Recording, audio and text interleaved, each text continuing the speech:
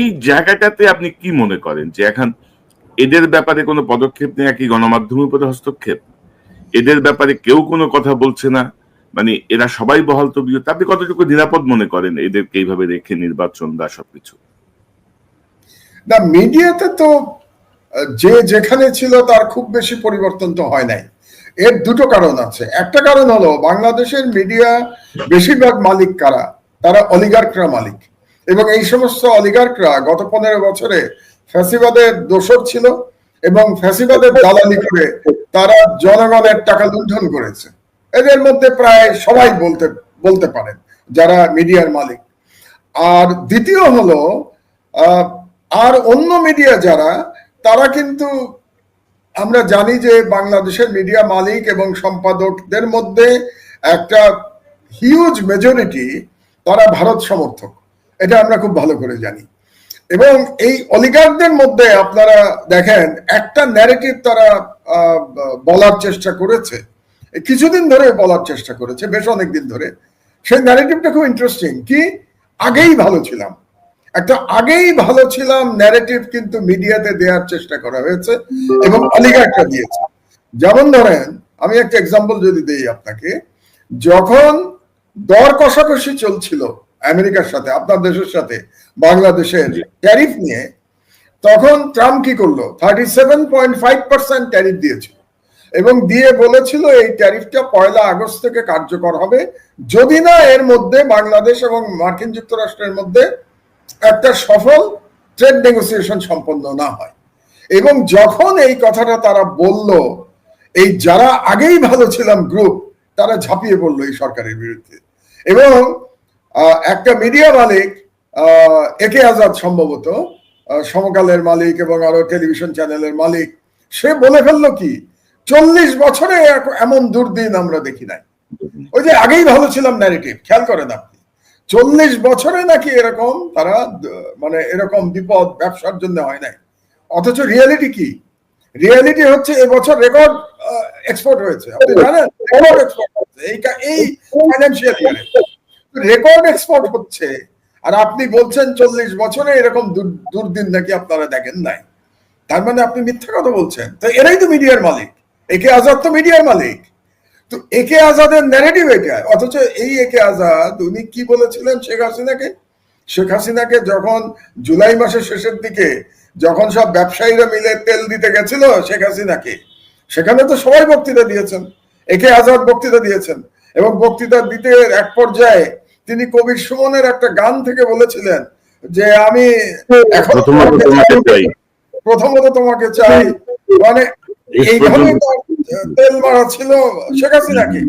এবং সেই ব্যক্তি এখন বলছেন 40 বছরের এমন দুর্যোগ দেখেন নাই। এটা কেন বলেছিল? এবং তখন আপনার মনে আছে যে আরো কিছু সুশীল পত্রিকায় সরকারকে একেবারে ধোলাই করা শুরু হয়ে গেছিল যে সরকার ইকোনমি শেষ করে দিচ্ছে, এই ধরনের একটা ন্যারেটিভ তৈরি কিন্তু স্টার্ট হয়ে গেছিল। কিন্তু তারা তখন জানতো না যে সরকার একটা সাকসেসফুল নেগোসিয়েশন করে ফেলবে। এবং আমি আপনাকে বলি, কনক, যদি সরকার সাকসেসফুলি এটা করতে না পারত, আপনারা এতদিনে দেখতে পারতেন যে রাস্তায় আওয়ামী লীগের লোক নেমে গেছে। এবং যে সমস্ত অলিগার্করা বলেছে যে 40 বছরে এমন দুর্দিন দেখে নাই কিংবা আগেই ভালো ছিলাম গ্রুপ, তারা সকলে মিলে সরকার পতনের জন্য রাস্তায় নেমে যেত। এবং তারা চাইতো যে কোনো মূল্যে ইউনুসকে সরানো। এদের টার্গেট কিন্তু ডক্টর ইউনুসকে সরানো, এটা বুঝতে হবে আপনাকে। ডক্টর ইউনুসের জায়গায় অন্য যে কোনো প্রধান উপদেষ্টা আসলে এদের কোনো আপত্তি নাই। কারণটা কি? কারণ হচ্ছে ডক্টর ইউনুসের যে ইন্টারন্যাশনাল ইমেজ, সেই ইমেজের সাথে ইন্ডিয়া পারছে না। ইন্ডিয়া পরাজিত হচ্ছে ইউনুসের ইন্টারন্যাশনাল ইমেজের কাছে। মোদি পরাজিত হচ্ছে, মোদির এখন আর ওই ইমেজ নাই। তো ইউনুস জিতে যাচ্ছে। ইউনুসের জায়গায় যদি অন্য কোনো উপদেষ্টা হতো, উইক উপদেষ্টা, দুর্বল উপদেষ্টা, তাহলে তাকে দিল্লি নিজের মতো করে নাচাতে পারত, যেটা ইউনুসকে পারছে না। তো যদি কোনো কারণে আমেরিকার সাথে আমাদের সফল নেগোসিয়েশন না হতো, আমি নিশ্চিত ডক্টর ইউনুসের সরকারকে ফেলে দেওয়ার সব বন্দোবস্ত এরা করে ফেলেছে। কিন্তু যেহেতু এত সাকসেসফুল নেগোসিয়েশন হয়েছে, 20%, 37.5 থেকে এটা কমে এসছে কোথায়? 20%-এ। 17.5% ডিউটি কমে গেছে। এবং সাউথ এশিয়াতে আপনি জানেন সব থেকে কম পেয়েছে পাকিস্তান 19%, তারপরেই কিন্তু আমরা 20%, আর ইন্ডিয়ার এখন 50%। তো আমার মেইন কম্পিটিটর তো ইন্ডিয়া। তো ইন্ডিয়ার তুলনায় এখন ব্যবসায়িক ক্ষেত্রে আমরা অনেক ভালো আছি। আপনি যদি এখন একে আজাদকে জিজ্ঞেস করেন যে আপনি তো বলেছিলেন যে 40 বছরের মধ্যে এমন দুর্যোগ আপনি দেখেন নাই, এখন কি মনে হচ্ছে আপনার কাছে? কিন্তু তারা কোনো, আপনি দেখবেন তারা কোনো প্রশংসা করবে না। যেমন ধরেন আপনি মিডিয়ার অবস্থা দেখেন না, নোয়াব একটা স্টেটমেন্ট দিয়েছে জনকণ্ঠকে দিয়ে, এবং সেই স্টেটমেন্ট একদম এক পেশে একটা স্টেটমেন্ট, এবং নোয়াবের প্রেসিডেন্ট কে এখন জানেন তো, একে আজাদ। এটা আপনাদের বুঝতে হবে এই ষড়যন্ত্রটা, একে আজাদই এটা। এবং সেই স্টেটমেন্টের মধ্যে মানে এমন ভাবে বলা হয়েছে যে জনকণ্ঠ খুব ভালো, এবং কিছু কিছু সাংবাদিক সেটা দখল করতে চাচ্ছে, মব কালচার তৈরি করছে। অথচ জনকণ্ঠ কি কোনো সংবাদপত্র ছিল 15 বছর ধরে? জনকণ্ঠ কি আপনি সংবাদপত্র বলতে পারেন? জনকণ্ঠ ছিল বাংলাদেশের দিল্লির মুখপাত্র, মানে অনেকগুলো মুখপাত্রের মধ্যে অন্যতম মুখপাত্র ছিল জনকণ্ঠ। জনকণ্ঠ ছিল বাংলাদেশের স্বাধীনতা বিরোধী একটা পত্রিকা, এবং জনকণ্ঠ বিপ্লবের সময় যে ভূমিকা পালন করেছে, জনকণ্ঠ পারলে সমস্ত বিপ্লবীদের মেরে ফেলে ওই সময় পারলে। তো সেই জনকণ্ঠের জন্য আপনি নোয়াবের স্টেটমেন্ট পড়লে আপনি বুঝবেন যে মিডিয়ার কোনো পরিবর্তন হয় নাই। আমার দেশ তো ছিল না, আমার দেশটা বন্ধ করে দিয়েছিল আগের সরকার। আমার দেশ তো মাত্র 7 মাস হলো আমরা চালাচ্ছি। সো আমার দেশের যে এডিটোরিয়াল পলিসি আগে ছিল বন্ধ হয়ে যাওয়ার আগে, সেই একই এডিটোরিয়াল পলিসি এখনো আছে। কিন্তু অন্যান্য পত্রিকাগুলো আপনি দেখেন তাদের মধ্যে কিন্তু পরিবর্তন হয় নাই। তার মানে তারা এখনো আপা ফিরবে ওই আশায় এখনো বসে আছে। এই যে গ্রুপটা যারা বলে আগেই ভালো ছিলাম, তাদেরকে খুব খারাপ কথা বলতে ইচ্ছে করে আমার, বুঝলেন?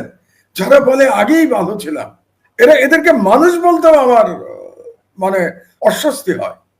শেখ হাসিনার সময় ভালো ছিল, এই সরকারের আমলে এখন পর্যন্ত একটা গুম হয়েছে, এই সরকারের আমলে এক্সট্রা জুডিশিয়াল কিলিং হয়েছে, এই সরকারের আমলে সংবাদপত্র যা ইচ্ছা তাই বলতে পারছে না, যা ইচ্ছা তাই লিখতে পারছে এই সরকারের। তো আপনি তারপরেও আপনি বলছেন আমরা আগেই ভালো ছিলাম। তো আগেই যারা ভালো ছিলাম বলে, তারা আমি মনে করি বাংলাদেশের স্বাধীনতার শত্রু, এবং একটা খারাপ শব্দই বলি, নর্মালি আমি বলি না, ইতর প্রকৃতির লোক। আমি ইতর প্রকৃতির লোক ছাড়া আর কিছু এদেরকে বলতে পারছি না। মিডিয়ার মধ্যে একটা বড় গ্রুপ আছে, কিন্তু এই আগেই ভালো ছিলাম, আপা ফিরবে, এই গ্রুপটা কিন্তু আছে মিডিয়াতে এখনো বল তবিয়তে। এখন সরকার কেন তাদের বিরুদ্ধে কোনো অ্যাকশন নিতে পারলো না, এটা সরকারের তথ্য মন্ত্রণালয়কে জিজ্ঞেস করতে হবে যে আপনারা কেন নিতে পারলেন না অ্যাকশন এদের বিরুদ্ধে। রাইট। পাশাপাশি ধরেন আমি কয়েকদিন আগে দেখলাম যে সরকারের অলমোস্ট মানে সরকারের সাথে কাজ করা সরকারের অংশ দেবপ্রিয় কিন্তু ইউনূস সরকারের বিরুদ্ধে কথা বলছেন, মানে নানা রকমের বিষয়গুলো নিয়ে। এগুলো তো মানুষকে কনফিউজ করে আসলে। না, দেবপ্রিয়র আমার মনে হয় এটা না পাওয়ার বেদনা। মানে সরকার প্রথমে তাকে একটা এক ধরনের প্যারালাল ফাইন্যান্স মিনিস্টার করেছিল, আপনার মনে আছে না? তাকে একটা শ্বেতপত্র তৈরি করবার দায়িত্ব দিয়ে দিল, এবং তারপরে হয়তো তার আশা ছিল যে এই সরকারে সে আবার উপদেষ্টা হয়ে যাবে, ফাইন্যান্স অ্যাডভাইজার বা প্ল্যানিং অ্যাডভাইজার, কোনো একটা উপদেষ্টা তিনি হয়ে যাবেন, তিনি আশা করেছিলেন। তো তার আশাভঙ্গের বেদনা আছে। তো অসুবিধা নাই, আমার মনে হয় তিনি আশা করতে পারেন যে আগামী যদি বিএনপি ক্ষমতায় আসে হয়তো তিনি বিএনপির মন্ত্রী হয়ে যেতে পারেন। আমি তো অবাক হব না যদি দেবপ্রিয় বিএনপির অর্থমন্ত্রী হয়ে যান। মানে বিএনপির মধ্যে আমি যে নতুন ধরনের লোকদের আগমন দেখতে পাচ্ছি, সেখানে দেবপ্রিয় আসলেও তো অবাক হয়ে যাবেন, অবাক হওয়ার কিছু নাই। হতে পারে তো দেবপ্রিয় হয়ে যেতে পারে অর্থমন্ত্রী, মাহফুজা নাম তথ্যমন্ত্রী হয়ে যেতে পারে বিএনপির, সমস্যা কোথায়? আমরা তো ওয়েলকাম করছি, সমস্যা কি আমাদের বলেন? না, তবে মানে এরকম অনেকেই আছে, আরো কয়েকজনের নাম আমি বলতে পারি, যারা সরকারের বিভিন্ন কমিশনের সঙ্গে কাজ করছেন, আবার সরকারের বিপক্ষেও মানে নানা এমন ভাবে কথা বলছেন যে এটা মানুষকে এক ধরনের কি বলবো কনফিউজ করে দিচ্ছে আর কি। এই জায়গাটা বোধহয় ঠিক হচ্ছে না, বা মিডিয়ার জায়গাটা যদি কন্ট্রোল করতে না পারেন আপনি, নির্বাচন যত এগিয়ে আসবে তাদের থাবা অনেক বাড়বে। কারণ মিডিয়ার মানুষ হিসেবে আপনিও বুঝেন, আমিও ছোটখাটো যাই বুঝি, মিডিয়া দিয়ে অনেক কিছুই মানে জনমতের উপর প্রভাব ফেলা সম্ভব। তো মাহমুদ ভাই, এই যে 1 বছর তো হয়ে গেল, হাসিনা চট করে ঢুকে যাবে, আপা ফিরে আসবে, এয়ারপোর্টে এই হবে, এয়ারপোর্টে ওই হবে, আপা এভাবে আসতেছে, হ্যান হচ্ছে ত্যান হচ্ছে। আসলে কি আপনি আর কোনো আশা দেখেন, আর কোনো আশঙ্কা দেখেন, আর কোনো সম্ভাবনা দেখেন আপা ফিরে আসার, আওয়ামী লীগের আপা? আমি আপনাকে একটু বলি যে আপা ফিরে আসবে এটা নিয়ে আমরা অনেক যোগ করি। এটা যোগ করার মতো ব্যাপার হলেও একেবারে যে অ্যাটেম্প্ট হয় নাই ব্যাপারটা তো সেরকম না। আপনি এই যে এতক্ষণ যে আমরা ট্যারিফ নেগোসিয়েশন নিয়ে আলোচনা করলাম, ব্যাপারটা কিন্তু সিরিয়াস ছিল। আমি আপনাকে বলতে পারি ব্যাপারটা সিরিয়াস ছিল। এই সরকার যদি ফেল করতো, আজকে ইন্ডিয়ার যে অবস্থা 50% ট্যারিফ, আমাদের যদি 50% ট্যারিফ না হয়ে ধরেন 37.5 যেটা ছিল ওটাই রেখে দিত, এবং এই সরকার যদি নেগোসিয়েট করে এটা কমাতে না পারতো, তাহলে কিন্তু আপা ফিরে আসবার মতো একটা পরিস্থিতি তৈরি করে ফেলতো। এখানে আপার এজেন্ট যারা আছে তারা মিলে করে ফেলতো। এবং চেষ্টা যে হয়েছে তার প্রমাণ তো আপনার সেনাবাহিনীর কর্মরত একজন মেজর ধরা পড়েছে। কাজে ব্যাপারটাকে একেবারে হালকা করে দেখার তো আমার কোনো সুযোগ নাই। এবং বিভিন্ন জায়গায় ট্রেনিং হয়েছে, এবং তাদেরকে ট্রেনিং দেওয়া হয়েছে কেন? স্যাবোটাজ করবার জন্য। বাংলাদেশে একটা স্যাবোটাজ করে একটা পরিস্থিতি তৈরি করবার জন্য ট্রেনিং দেওয়া হয়েছে বিভিন্ন জায়গায়, এবং সেই মেজরের ফুল ফ্যামিলি এখন দেখা যাচ্ছে এটাতে জড়িত ছিল। তো এরকম একজন সার্ভিং মেজর, তিনি তার কর্মস্থলে অনুপস্থিত থাকলেন প্রায় 200 দিন, অথচ তার ব্যাপারে কোনো তদন্ত হলো না। কেউ জানলো না যে এরকম একটা সার্ভিং মেজর তার কর্মস্থল থেকে বাইরে আছেন, এবং তিনি অসুস্থও না, কারণ অসুস্থ হলে তো তার সিএমএইচে থাকার কথা, তিনি সিএমএইচও ছিলেন না। তাহলে তিনি কোথায় ছিলেন? তো তার উপরে নজরদারিটা কোথায় ছিল? জানলো না কেন? ব্যাপারটা কিন্তু এতটা সরল বোধ হয় না। কাজেই কিছুটা সুযোগ নিশ্চয়ই নেয়ার চেষ্টা করা হয়েছে। আমাদের সৌভাগ্য, সেনাবাহিনীরও অধিকাংশ মানুষ দেশপ্রেমিক, অধিকাংশ, তারা কোনোভাবে চায় নাই যে আবার ভারতীয় হেজিমনি বাংলাদেশে ফিরে আসুক। তারা ইউনাইটেড থেকেছে, জনগণ ইউনাইটেড থেকেছে। এই জন্যই আপা ফিরে আসবে গ্রুপটা সাকসেসফুল হয় নাই। কিন্তু আমাদের আশঙ্কা কি শেষ হয়ে গেছে? আমার কাছে কিন্তু শেষ হয় নাই। শেষ হয় নাই কেন জানেন? এখন একটা চেষ্টা করা হবে যে নির্বাচনের সময় বা নির্বাচনের আগে একটা বিশৃঙ্খলা তৈরির চেষ্টা করা হবে। এখন এই সরকার যদি একটা সাকসেসফুল নির্বাচন করে যেই আসুক না কেন ক্ষমতায়, তার হাতে ক্ষমতা হস্তান্তর করে চলে যায়, তাহলে কিন্তু ইন্ডিয়ার হাতে খুব বেশি কার্ড থাকবে না। থাকবে একটা, এটা নিয়ে আমি একটু আলোচনা করব, কোন কার্ডটা থাকবে এটা আমি বলবো একটু পরে। কিন্তু আপাতত যে আপা ফিরে আসার আর কোনো সুযোগ থাকবে না। ইন্ডিয়ান কার্ড তখন অন্য কার্ড তারা ব্যবহার করবে। কিন্তু এখন যদি এই নির্বাচনটাকে তারা বানচাল করতে পারে, নির্বাচনের সময় একটা বিরাট বিশৃঙ্খলা তৈরি করে দিল, এমন অবস্থা করলো, গোপালগঞ্জের মতো অবস্থা করলো। আপনি চিন্তা করেন এনসিপির সময় গোপালগঞ্জে যে অরাজক পরিস্থিতি তৈরি করা হয়েছিল, সেটা যদি নির্বাচনের সময় তারা তৈরি করতে পারে, তাহলে নির্বাচন করা সম্ভব হবে না। আর নির্বাচন করা সম্ভব না হলেই একটা তারা চিন্তা করবে তাদের মতো করে একটা সরকার তৈরি করতে, যেখানে ইউনুস থাকবেন না। ইউনুসের জায়গায় মিস্টার XYZ কোনো একজন আসবেন, যাকে দিল্লি তার ইচ্ছা মতো ব্যবহার করতে পারবে। সুতরাং আমার টেনশনটা হচ্ছে এখন নির্বাচনটা পিসফুলি হবে কিনা। নির্বাচন হবে, এতে আমি নিশ্চিত। ইউনুস সাহেব অবশ্যই তিনি কথা দিয়েছেন নির্বাচন দেবেন, এবং আপনি দেখেন লন্ডন বৈঠকের পরে তারেক রহমানের সাথে তখনই তো ঠিক হয়ে গেছে যে ফেব্রুয়ারিতে নির্বাচন হবে। এবং এরপরে বিএনপির অনেক নেতাই নির্বাচন নিয়ে হতাশাজনক কথা বলেছেন। অনেক নেতা নির্বাচনের দিন দিচ্ছেন না, নির্বাচন হচ্ছে না। এটা কেন তারা করেছেন আমার জানা নেই। এটা হয়তো তাদের কাছে অন্য কোনো ইনফরমেশন ছিল, হতে পারে। তো যে সিদ্ধান্ত লন্ডন বৈঠকে হয়েছিল, ইউনুস সাহেব তার 5 তারিখের বক্তৃতায় তো সেটারই পুনরাবৃত্তি করেছেন। আজকে সিইসি একই কথা বলেছেন। কাজেই আমি নিশ্চিত যে ইউনুস সাহেব যদি ক্ষমতায় থাকেন, তিনি নির্বাচন দিয়ে ক্ষমতা হস্তান্তর করতে চাইবেন। এর মেইন রিজনটা আপনাকে বলি, বাংলাদেশের মতো দেশের প্রধানমন্ত্রী বা চিফ অ্যাডভাইজার হওয়া ডক্টর ইউনুসের জন্য খুব বিরাট কোনো সম্মান। তার যা আন্তর্জাতিক যে খ্যাতি, তার যে আন্তর্জাতিক পরিচিতি, তিনি ইচ্ছা করলে যে কোনো সময় ইউএন এর সেক্রেটারি জেনারেলকে ফোন করতে পারেন। এটা কয়জন বাংলাদেশের লোকের পক্ষে করা সম্ভব? কাজে তার জীবনে, এবং ওনার বয়স হয়েছে 85 ইয়ার্স ওল্ড, উনি এই বয়সে ওনার যা যা অ্যাচিভ করার ছিল একটা মানুষের জীবনে, সেটা তিনি অ্যাচিভ করে ফেলেছেন। তাহলে তিনি কেন ক্ষমতা আঁকড়ে থাকতে চাইবেন?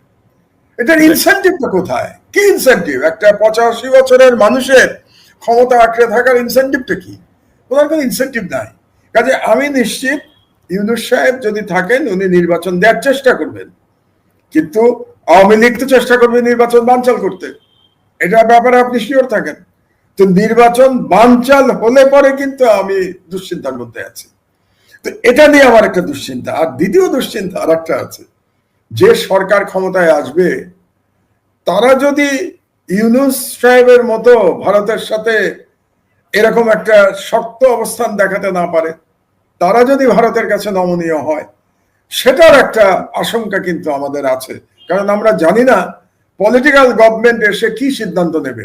ভারত বাংলাদেশ দ্বিপাক্ষিক সম্পর্কের ক্ষেত্রে একটা সিদ্ধান্ত তো নিতে হবে।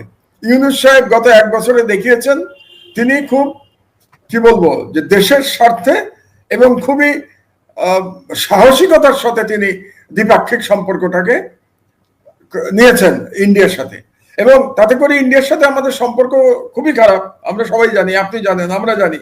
কিন্তু তা সত্ত্বেও ইউনূস সাহেব কিন্তু নতি স্বীকার করেন নাই।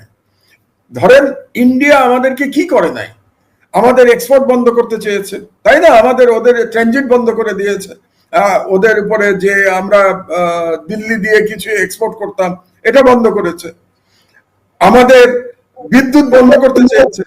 আমাদের এখানে তারা, আপনার মনে আছে, বেশ কিছু ফুড আইটেম তারা এক্সপোর্ট বন্ধ করে দিয়েছে। রেগুলারলি বর্ডারে তারা কিলিং করছে। ভারতীয় বাংলা ভাষীদের বাংলাদেশে পুশব্যাক করছে। তো এগুলো করে তারা তো চেষ্টা করেছে এই সরকারকে সর্বতভাবে মানে অস্থিতিশীল করবার জন্য, এই সরকারকে দুর্বল করার জন্য। কিন্তু ইউনূস সাহেব তো নতি স্বীকার করেন নাই। ভারতের এতগুলো চ্যালেঞ্জ তিনি মোকাবেলা করেছেন। এখন আগামী রাজনৈতিক সরকার তারা কি ইউনূসের পথে যাবে, নাকি তারা মনে করবে ঠিক আছে ইউনূস সাহেবের সাথে দিল্লির সম্পর্ক খারাপ ছিল, আমরা একটু ছাড়টার দিয়ে ইন্ডিয়ার সাথে ভালো সম্পর্ক করি? এটার একটা চ্যালেঞ্জ আমাদের জাতির জন্য আসবে, সেটা নির্বাচনের পরে। কাজে আমাদের হাতে দুটো চ্যালেঞ্জ। একটা চ্যালেঞ্জ হচ্ছে নির্বাচনটাকে ফ্রি, ফেয়ার এবং পিসফুল নির্বাচন করা। আর দ্বিতীয় চ্যালেঞ্জ হচ্ছে যে সরকারি ক্ষমতায় আসুক না কেন, তারা যদি বাংলাদেশের স্বাধীনতার প্রশ্নে কোনো ছাড় দিয়ে ভারতের সাথে বন্ধুত্ব করতে চায়, সেটাকে ঠেকিয়ে দেয়া। এই দুটো হচ্ছে আমাদের চ্যালেঞ্জ। আপনি ইন্ডিয়ান কোন একটা কার্ডের কথা বলছিলেন, বিকল্প কার্ড যাদের হাতে আছে।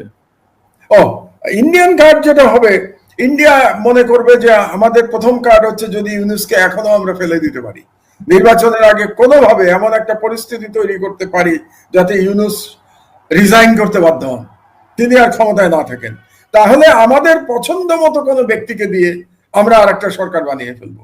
এটা হচ্ছে ইন্ডিয়ার অপশন 1। আর অপশন 2 হচ্ছে যদি এটা তারা সম্ভব না হয়, তাহলে তারা হয়তো চেষ্টা করবে যে গণতান্ত্রিক সরকার বা নির্বাচিত সরকার যারা ক্ষমতায় আসবে সেই সরকারের মধ্যে তারা তাদের দালাল অনুপ্রবেশ করাবে ওই সরকারের মধ্যে, এবং তাদের দালালকে দিয়ে তারা আবার বাংলাদেশে নতুন ভাবে ঢোকার চেষ্টা করবে। আপনি তো জানেন যে আওয়ামী লীগের আমলে এমন কোন সরকারি সংস্থা নাই যেখানে রয়ের অনুপ্রবেশ ঘটে নাই। আমরা অনেকগুলো লিড নিউজ করেছি, আপনারা দেখেছেন যে কতগুলো লিড নিউজ আমরা করেছি যে রয়ের কিরকম অনুপ্রবেশ হয়েছিল। সুতরাং তারা চেষ্টা করবে যে ঠিক আছে ইউনূস সরকার তো আর 7 মাস, এই সময়টা পার হয়ে গেলে যারাই ক্ষমতায় আসুক সেই দলের মধ্যে আমাদের এজেন্টরা আছে, তাদেরকে দিয়ে আমরা আবার বাংলাদেশে আগের মতো করে আমরা অনুপ্রবেশ করব। বাংলাদেশকে ওই যে সেই বিখ্যাত ডায়ালগ ওদের এক জেনারেলের, যে বাংলাদেশকে আমরা আর আমাদের রাডারের বাইরে যেতে দেব না, দিল্লির রাডারের বাইরে যেতে দেব না। তো রাডারের বাইরে তো এখন আমরা চলে গেছি, তারা আবার রাডারের ভিতরে নেওয়ার চেষ্টা করবে, সেটা নির্বাচনের পরে। তবে মাহমুদ ভাই, এই মুহূর্তে আমাদের জামাত, এনসিপি, বিএনপি প্রত্যেকেরই আসলে একটা দায়িত্বশীল ভূমিকায় থাকা উচিত। মানে এই যে জামাত, এনসিপি এখন যদি ধরে নির্বাচনের যদি যেতে রাজি না হয়, যে এটার আইনি ঘোষণা লাগবে, এটার এই লাগবে, ওইটার ওই লাগবে। ইউনূস সাহেব তো নির্বাচনে যাবেন না। ইউনূস সাহেব তো বলেই রাখছেন যে সবার সম্মতিতে নির্বাচন হবে। তো সেই ক্ষেত্রে খুব আমার অনুষ্ঠানের শেষ দিকে মানে বাংলাদেশের রাজনৈতিক ভবিষ্যৎটার কি, বা আমাদের এখন মানে কি করণীয়, যে আমরা এখনো যে টার্মোইলটা দেখছি, এখনো যে মানে ধাক্কা ধাক্কি কামড়া কামড়ি দেখছি, মানে ঐক্যের জায়গাটা যে বিনষ্ট, এই ঐক্যটা কিভাবে আসবে, কি করা যেতে পারে? আমি ব্যক্তিগতভাবে মনে করতে চাই যে জামাত এবং এনসিপি এমন কোন সিদ্ধান্ত নেবে না যাতে করে নির্বাচন বাধাগ্রস্ত হয়। তারা হয়তো যে কথাগুলি বলবে এগুলি পলিটিক্যাল স্টেটমেন্ট, কিন্তু শেষ পর্যন্ত তারা উভয় নির্বাচনে যাবে বলে আমার ধারণা। আমার মনে হয় না খুব বেশি এখন মত পার্থক্য আছে। জামাতের সাথে মত পার্থক্য থেকে আমার মনে হয় এনসিপির সাথে মত পার্থক্যটা একটু বেশি। কারণ জামাতের সাথে মেইন মত পার্থক্য কোথায়? PR system. জামাত পিআর চাচ্ছে উচ্চকক্ষে, এটা নিয়েই বিএনপির সাথে তাদের যত মত পার্থক্য। তা আমার মনে হয় এই মত পার্থক্য মিটিয়ে আনা সম্ভব পিআর প্রশ্নে। আমি ব্যক্তিগতভাবে আমি মনে করি না যে বাংলাদেশে এই মুহূর্তে আবার পিআর এর এক্সপেরিমেন্টে যাওয়া উচিত। এটা আমার ব্যক্তিগত মতামত। কারণ পিআর আমরা করি নাই এখন পর্যন্ত, এবং পিআর করলেও কিন্তু সব দল লাভবান হবে না। এই যে ছোট দল যারা পিআর চায়, আপনি জানেন যে পিআর এর একটা মিনিমাম থ্রেশহোল্ড থাকে, যে এত পার্সেন্ট ভোট না হলে আপনি কোনো সিট পাবেন না। জার্মানিতে 5%, অর্থাৎ 5% ভোট যদি আপনি ন্যাশনাল ইলেকশনে না পান তাহলে কিন্তু পিআর সিস্টেমেও আপনি কোনো সিট পাবেন না। বাংলাদেশে 5% ভোট কয়টা দল পাবে রে ভাই? আপনি আমাকে বলেন। আমি এখন যেটা দেখি বর্তমান পরিস্থিতিতে 3টা দল 5% ভোট পাবে, 5%-এর উপরে। বিএনপি, জামাত, এনসিপি। এই 3টার বাইরে কে 5% ভোট পাবে আলাদাভাবে? একটা দলও কি আপনি দেখেন যারা 5% ভোট পাবে এই মুহূর্তে? আমি দেখি না। তো সুতরাং পিআর হলেও কিন্তু যে ছোট দলগুলি মনে করছে তারা খুব লাভবান হবে, তারা কিন্তু লাভবান হবে না। পিআর হলে পরে সবচেয়ে বেশি লাভবান হবে জামাত এবং এনসিপি, কারণ তখন যাই ভোট তারা পাক সেটার অনুপাতে তারা বেশ কিছু সিট পেয়ে যাবে। তো এইটা নিয়ে বিএনপির সাথে তাদের একটা মতবিরোধ আছে। তো উচ্চ কক্ষের ব্যাপারে এখন তো নিম্ন কক্ষ নিয়ে কোনো সমস্যা নাই। নিম্ন কক্ষ তো জামাত পিআর এর কথা বলছে না, নিম্ন কক্ষ আগের মতোই নির্বাচন হবে। উচ্চ কক্ষের ব্যাপারে আমি মনে করি জামাত, বিএনপি, এনসিপি মিলে একটা মাঝামাঝি অবস্থানে তারা হয়তো আসতে পারে, হয়তোবা। এই উচ্চ কক্ষ জিনিসটাই তো আমি খুব কিন্তু এক্সাইটেড না উচ্চ কক্ষ নিয়ে। আমি মনে করি উচ্চ কক্ষ দিলে কি হবে জানেন? এই সব দলবাজ ব্যবসায়ী, দলবাজ সাংবাদিক, দলবাজ আরো যারা আছেন সাংস্কৃতিক ব্যক্তিত্ব, এদেরকে একটা পুরস্কারের ব্যবস্থা করা হবে উচ্চ কক্ষের মাধ্যমে। আর কোনো লাভ হবে বলে আমি ব্যক্তিগতভাবে মনে করি না উচ্চ কক্ষ করে। তো যাই হোক, কিন্তু মানুষের মধ্যে আমি দেখতে পাচ্ছি দলগুলোর মধ্যে তারা উচ্চ কক্ষ চায়, তো ভালো কথা। সুতরাং তাদের একটা পিআর এর ব্যাপারে একটা সিদ্ধান্তে আসা উচিত। জামাতের সাথে পার্থক্য এটাই। আর এনসিপির সাথে আমি যতদূর জানি পার্থক্য দুটো জায়গা। একটা হচ্ছে যে সংস্কার যেগুলো একমত হয়েছে সবাই, এই সংস্কারগুলি কবে ইমপ্লিমেন্ট হবে এই সময়সীমা নিয়ে একটা মতপার্থক্য আছে। সেখানে আমি জানি না ঐক্যমত্য কমিশন কেন 2 বছরের একটা সময় দিয়েছে। 2 বছরের মধ্যে এটা ইমপ্লিমেন্ট করতে হবে। 2 বছর ইজ লং টাইম। 2 বছর লাগবে কেন এটা ইমপ্লিমেন্ট করার জন্য? এটা নিয়ে একটা সমস্যা আছে। এনসিপি বোধহয় চায় এই সরকারের আমলে এটা ইমপ্লিমেন্ট করতে হবে। এটা একটা মতপার্থক্যের জায়গা।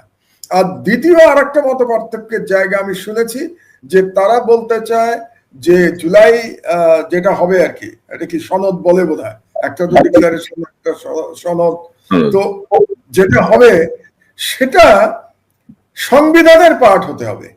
এখানে বিএনপির আপত্তি আছে। এটা হলো 2 নম্বর। বিএনপি বোধহয় চায় যে যেগুলো সংস্কার তারা অ্যাকসেপ্ট করবে সেটা সংবিধানের পার্ট হবে, যেগুলো অ্যাকসেপ্ট করবে না ওটা সংবিধানের পার্ট হবে না। এ ধরনের একটা বোধহয় আলোচনা আছে। আর একটা ইস্যু আছে যে ইলেকশন কমিশন কিভাবে গঠিত হবে সেই ব্যাপারে কিন্তু একটা ঐক্যমত হয়ে গেছে। কিন্তু আর যেগুলি সাংবিধানিক পদ আছে, যেমন ধরেন দুদকের চেয়ারম্যান সাংবিধানিক পদ, সেই পদগুলো কিভাবে হবে সেটা নিয়ে সম্ভবত এখনো সিদ্ধান্ত হয় নাই। তো এই ইস্যুগুলো আছে বলেই আমার জানা মতে এখন পর্যন্ত এটা সিগনেচার হয় নাই। বাট আমি আশা করতে চাই যে এটা সিগনেচার হয়ে যাবে এবং নির্বাচনের দিকে সবাই যাবে এবং একটা ফ্রি অ্যান্ড ফেয়ার নির্বাচন হবে। আর আপনি যে ঐক্যের কথা বললেন, ঐক্যের ব্যাপারে দুটো কথা আছে আমার। একটা হচ্ছে যে ভারতীয় হেজেমনি, ভারতীয় আধিপত্যবাদ মোকাবেলার ব্যাপারে সবার ঐক্যমত হওয়া উচিত। এটা জামাত, বিএনপি, এনসিপি সবার ঐক্যমত হওয়া উচিত যে ভারতকে কোনো ছাড় দেওয়ার কোনো সুযোগ নাই। এটা একটা। দ্বিতীয় হচ্ছে ফ্যাসিবাদের পুনর্বাসনের প্রশ্নে ঐক্যমত হওয়া উচিত। ফ্যাসিবাদকে পুনর্বাসন করা যাবে না। এই দুটো। আর এই দুটোতে মোটামুটি মোটা দাগে যদি তারা একমত হয়ে যায় এবং সংস্কারের বিষয়গুলিতে যদি তারা একমত হয়, তাহলে পরে ঐক্যের কোনো বাধা থাকা উচিত না। শুধুমাত্র তাদের কম্পিটিশন থাকবে এবং কম্পিটিশনে আমি আবারও পুরনো কথা পুনরাবৃত্তি করছি যে তারা যেন কেউই আওয়ামী লীগের ভাষা ব্যবহার না করে, আওয়ামী লীগের ন্যারেটিভ নিয়ে যেন কেউ রাজনীতি না করে বাংলাদেশে। এটাই আমাদের প্রত্যাশা এবং এটা করতে পারলে আমার মনে হয় ঐক্য আসবে। আরেকটা ভালো শেষ কথা বলে রাখি, ঢাকা ইউনিভার্সিটিতে নির্বাচন হচ্ছে শুনতে পাচ্ছি। তো ঢাকা ইউনিভার্সিটি নির্বাচন হলে পরে আমরা হয়তো নির্বাচনের একটা ড্রেস রিহার্সাল, ন্যাশনাল নির্বাচনের একটা ড্রেস রিহার্সাল সেখানে দেখতে পাবো। এটা ভালো। এবং আরো কয়েকটা ইউনিভার্সিটিতে হবে, রাজশাহী ইউনিভার্সিটিতে হবে নির্বাচন। হবে। ধন্যবাদ মাহমুদ ভাই, আপনার অনেক গুরুত্বপূর্ণ আলোচনা আমরা শুনলাম আপনার কাছ থেকে।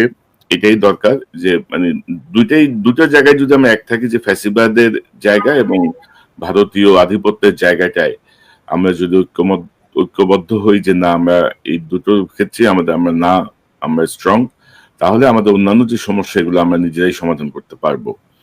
তো আমরা চাই যে দেখা যাক ইউনূস সাহেব বাকি যে কয়টা দিন আছে, কয়েক মাস, এর মধ্যে কতটুকু সাকসেসফুলি সব হ্যান্ডেল করতে পারেন। জনাব মাহমুদুর রহমান, আপনাকে অসংখ্য ধন্যবাদ আপনার মূল্যবান সময়ের জন্য। নিশ্চয়ই আমরা নিকট সময় আবারও কথা বলবো ইনশাআল্লাহ। ভালো থাকবেন। ইনশাআল্লাহ। দর্শক, এখন যে অনুষ্ঠান দেখলেন, শুনলেন, আপনাদের নিশ্চয়ই আলোচনা মর্মার্থ উপলব্ধি করতে সক্ষম হবেন। মূল জায়গাটা হচ্ছে আসলে জুলাইতে আমরা যে ঐক্যবদ্ধভাবে সবার আগে বাংলাদেশ এই চেতনাকে ধারণ করে হাসিনার বিরুদ্ধে রাস্তায় নেমেছিলাম, গত এক বছরে সেটি প্রায় হয়ে গেছে।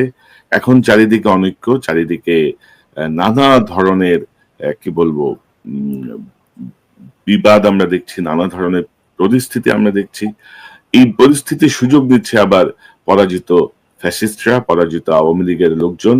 তারা তাদের অর্থ এবং তাদের লোকজন এবং তাদের কূটবুদ্ধি নিয়ে তারা বসে আছে কোন সুযোগটাকে তারা কাজে লাগাবে। তবে যেহেতু এক বছর পার হয়ে গেছে, এক বছরে যেহেতু তাদের পলাতক আপা ফিরে আসার কোনো সুযোগ পায় নাই, ক্রমশ যত দিন যাচ্ছে সেই সম্ভাবনা আরো ফিকে হয়ে আসছে। আর রাজনৈতিক দলগুলো তো আর প্রধান না। জুলাই বিপ্লবে যেভাবে সাধারণ মানুষ, গৃহবধূ থেকে শুরু করে পেশাজীবী মানুষ, রাস্তার ফল বিক্রেতা থেকে রিক্সাওয়ালা, প্রত্যেকে যেভাবে হৃদয় থেকে